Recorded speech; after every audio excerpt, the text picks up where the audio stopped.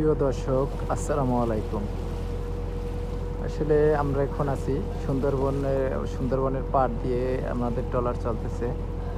আপনারা দেখতে পাচ্ছেন অনেক আ গাছ মরে গেছে এবং আ বন্যার আমাদের যে দক্ষিণ অঞ্চলে উপকূলীয় যে অঞ্চলগুলা, বঙ্গোপসাগরে যেকোনো বন্যা সংঘটিত হইলে এই সুন্দরবনের উপর দিয়েই আমাদের উপকূলীয় অঞ্চলগুলো ছড়াই পড়ে এবং আমাদের উপকূলীয় যে অঞ্চলগুলো আছে, আমতলী, পটুয়াখালী, কুয়াকাটা, দেখা গেছে গলাচিপা, রাঙ্গামাটি, আপনার বিভিন্ন অঞ্চলগুলোয় এই সুন্দরবনের উপর দিয়েই তারপর আমাদের উপকূলীয় অঞ্চলগুলোয় বন্যাগুলো ছোটোখাটো যে কোনো বন্যাগুলোই হোক না কেন, তারপর এই সুন্দরবনের উপর দিয়ে মানে সুন্দরবন আমাদের আসলে আল্লাহর এক অপরূপ সৃষ্টি, সবুজে অরণ্য, সবুজে ভরা অরণ্য, এক কি সুন্দর এক দৃশ্য। কিন্তু দেখা যায় যে সাগরের পাড়গুলোয় যে গাছগুলো রয়েছে তা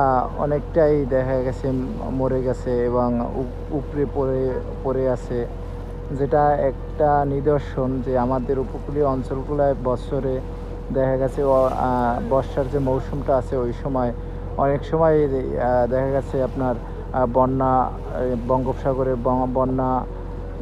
বন্যার কারণে এই সুন্দরবন এতটা ক্ষয়ক্ষতি বা এতটা ধ্বংসস্তূপ পড়ে আছে।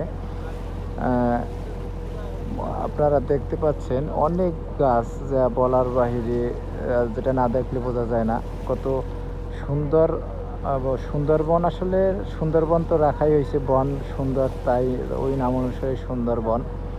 কিন্তু এই যে বঙ্গোপসাগরের যে পার্শ্ববর্তী যে এই বন অঞ্চলগুলা অনেকটাই দেখা গেছে ভেঙে পড়ে আছে, গাছ উপড়ে পড়ে আছে।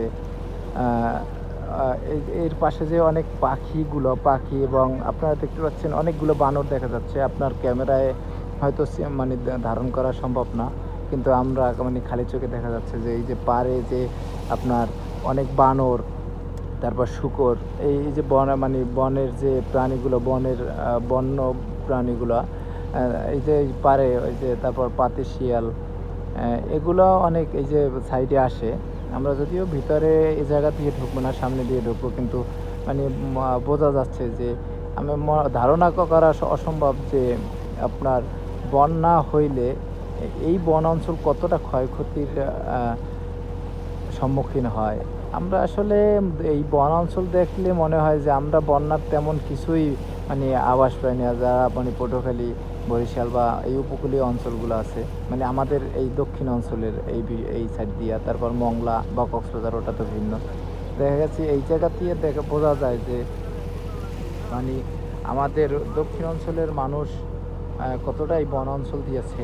যদি আমার মনে হয় যে এই বন অঞ্চল না থাকতো আমাদের এই দক্ষিণবঙ্গে বা এই সাইড দিয়ে, কুয়াকাটার সাইড দিয়ে, আমাদের ছোটোখাটো একটা বন্যা সংগঠিত হইলো আমাদের পটুয়াখালী বা বরিশাল, কলাপাড়া, আমতলী, গলাচিপা, এই রাঙ্গামাটি, এই অঞ্চলগুলো দেখা গেছে পাথরঘাটা অঞ্চলগুলা নিমিষেই শেষ হয়ে যায়। তো তাই আল্লাহ তাআলা যা করে আমাদের মঙ্গলের জন্য করে, এটা দেখলে বোঝা যায়। দূর থেকে মানে না আসলে উপলব্ধি করা সম্ভব না। যদিও অনেকটা সুন্দর, কিন্তু দেখলে মনে হয় ওই যে আমরা পিছনে দেখে আসলাম অনেক বানর, শূকর, অনেক মনে করেন বন্য প্রাণীগুলো, যে বানর এবং শূকর কমন দেখা যায়, বাঘ, হরিণ, এগুলো কমন দেখা যায় না।